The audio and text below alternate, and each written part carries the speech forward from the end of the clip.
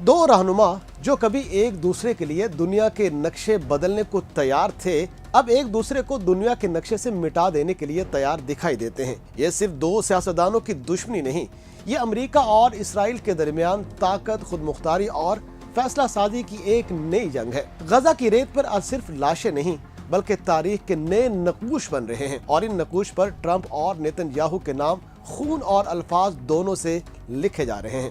امریکی صدر Donald Trump اور اسرائیلی وزیر اعظم بنیامین نیتن یاہو، دو بڑے اتحادی، اب ایک دوسرے کے سخت ترین مخالف بن چکے ہیں۔ یہ کہانی ایک ایسے تعلق کی ہے جو اعتماد سے شروع ہوا، طاقت کے اشتراک پر پروان چڑھا اور بالآخر مفادات کے تصادم میں ڈھیر ہو گیا۔ سن 2017 میں جب ٹرمپ نے اقتدار سنبھالا، نیتن یاہو ان کے قریب ترین عالمی رہنماؤں میں شامل تھے۔ گولان کی پہاڑیوں کو اسرائیل کا حصہ تسلیم کرانے سے لے کر 2020 کے ابراہیم معاہدے تک ہر موقع پر دونوں نے ایک دوسرے کے کندھے سے کندھا ملا کر کام کیا۔ مذہبی قوم پرستی اور امریکی رجت پسندی کا اشتراک، لیکن وقت بدل گیا اور وقت کے ساتھ دونوں کے بیانیے بھی بدل گئے۔ پہلی بڑی دراڑ اس وقت پڑی جب ٹرمپ نے 2021 میں نیتن یاہو کو ڈس لائل کہا اور غصے میں ایک نجی گفتگو میں لفظوں کے خنجر بھی چلائے۔ وہ لمحہ محض ذاتی ناپسندیدگی کا اظہار نہیں تھا، وہ دراصل آنے والے برسوں کی پالیسی تقسیم کا پیش خیمہ تھا۔ پھر غزہ کی جنگ شروع ہوئی، اور وہی جنگ جس نے مشرق وسطیٰ کی سیاست، انسانی المیے اور عالمی اتحاد کی بنیادیں ہلا کر رکھ دیں۔ ٹرمپ جو دوبارہ انتخابی دوڑ میں واپسی کی تیاری کر رہے تھے، کھلے عام کہنے لگے اسرائیل کو اب جنگ ختم کرنی چاہیے۔ ان کے الفاظ سرد مگر دو ٹوک تھے: اگر میں جنوری میں صدر بنوں تو میں چاہوں گا کہ یہ جنگ اس سے پہلے ختم ہو چکی ہو۔ نیتن یاہو کا جواب اس کے برعکس تھا: اسرائیل کبھی آدھے راستے پر نہیں رکے گا، ہم مکمل فتح چاہتے ہیں۔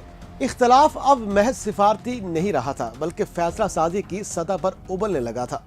امریکہ نے جنوبی اسرائیل کے شہر کریات گات میں ایک سول ملٹری کوآرڈینیشن سینٹر قائم کیا، ایک ایسا ہیڈ کوارٹر جہاں سے غزہ کی جنگ بندی اور امدادی کارروائیاں کنٹرول ہوتی تھیں، لیکن اسرائیلی حکام کے مطابق وہاں انہیں صرف مشاورتی حیثیت دی گئی۔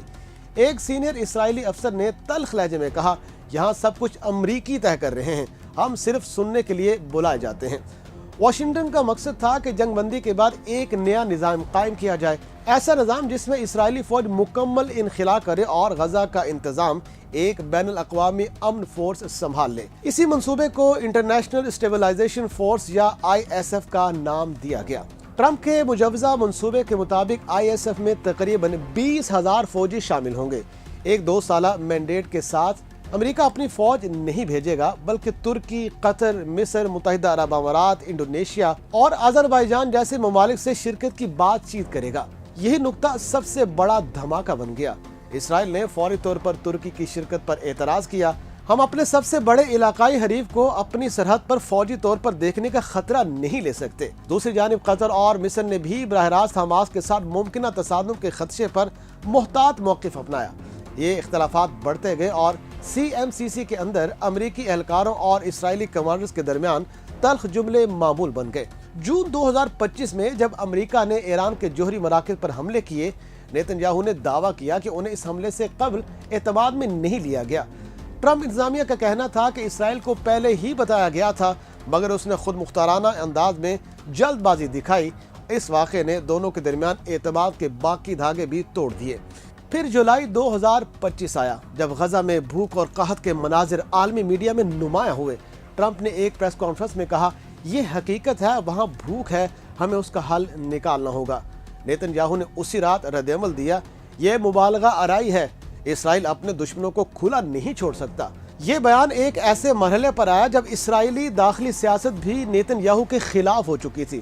ان پر کرپشن کے مقدمات، عدالتی اصلاحات کے بحران اور عالمی احتجاج پہلے ہی ان کی سیاسی گرفت کمزور کر چکے تھے۔ ٹرمپ نے اس موقع پر ایک اور طنز کیا: نیتن یاہو کا مقصد سیاسی ہے، لیکن وہ اپنی غلطیوں کی قیمت ادا کر رہا ہے۔ واشنگٹن میں اس وقت نئے منصوبے پر تیزی سے کام جاری تھا۔ CMCC کے اندر امریکی کمانڈرز اب کھلے عام غزہ کے بعد کے مستقبل کے فیصلے کر رہے تھے اور اسرائیلی نمائندوں کو صرف نوٹس دیا جاتا۔ امریکی منصوبے کے مطابق ISF 2 سال کے لیے غزہ پر کنٹرول رکھے گی۔ اقوام متحدہ کی قرارداد کے تحت اس دوران بورڈ آف پیس کے نام سے ایک نیا عبوری انتظامی ادارہ بنایا جائے گا، جو بعد میں فلسطینی اتھارٹی PA کو اختیار منتقل کرے گا، بشرط یہ کہ وہ اصلاحات مکمل کرے۔ دوسرے لفظوں میں اسرائیل کا کردار ختم، امریکہ کا کنٹرول مکمل۔ نیتن یاہو نے اسے خود مختاری پر حملہ کہا، مگر ٹرمپ کے مشیروں نے بیان دیا اگر نیتن یاہو غزہ ڈیل خراب کرے گا تو ٹرمپ اسے سیاستاً تباہ کر دے گا۔ ادھر اقوام متحدہ میں ISF کے مینڈیٹ پر بات چیت شروع ہوئی۔ 20,000 فوجی، 6 ممالک کی ممکنہ شمولیت، 2 سالہ مینڈیٹ، امریکی فوج کا براہ راست حصہ 0، بجٹ کا تخمینہ $5.4 بلین۔ ابتدائی فیز کے لیے عرب ممالک نے واضح کیا کہ وہ صرف مکمل سیز فائر کے بعد ہی اپنے دستے بھیجیں گے۔ آذربائیجان نے شرط رکھی کہ جب تک فائرنگ مکمل بند نہ ہو ہماری فورس نہیں جائے گی۔ نیتن یاہو نے تل ابیب میں میڈیا سے کہا کہ یہ کسی امن منصوبے سے زیادہ اسرائیل کے اندرونی معاملات پر قبضہ ہے، ہم امریکہ کے کلائنٹ اسٹیٹ نہیں ہیں۔ ٹرمپ نے فوراً جواب دیا، یہ بکواس ہے، اگر اسرائیل امن چاہتا ہے تو دنیا کے ساتھ چلے، نہیں تو اکیلا رہے۔ یوں لفظوں کی جنگ میدان کی جنگ سے زیادہ شدید ہو گئی، مگر حقیقت یہ ہے کہ واشنگٹن میں اب فیصلے ہو چکے ہیں۔ ISF کو اقوام متحدہ کی منظوری ملنے میں وقت نہیں لگے گا۔ CMCC کا مکمل کنٹرول امریکی افسران کے پاس ہے۔ غزہ کے شمال میں انٹرنیشنل زون کے قیام کی تیاریاں شروع ہو چکی ہیں اور اسرائیلی فوج کو مرحلہ وار انخلا کی ہدایات بھی دی جا چکی ہیں۔ ٹرمپ نے ایک بیان میں کہا، ہم اب ایک نیا غزہ بنائیں گے جہاں بندوقیں خاموش ہوں گی اور تعمیر دوبارہ شروع ہوگی۔ نیتن یاہو نے سنا مگر جواب نہیں دیا۔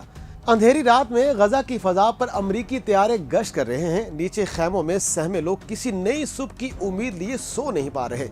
دنیا کی طاقتور ترین ریاست امریکہ نے ایک بار پھر مشرق وسطیٰ کے مستقبل کا فیصلہ اپنے ہاتھ میں لے لیا ہے، مگر اس بار ایک غیر معمولی موڑ ہے۔ وہ ملک جو ہمیشہ اسرائیل کا سب سے بڑا اتحادی سمجھا جاتا تھا، اسی اسرائیل کو اپنے فیصلوں سے باہر رکھ رہا ہے۔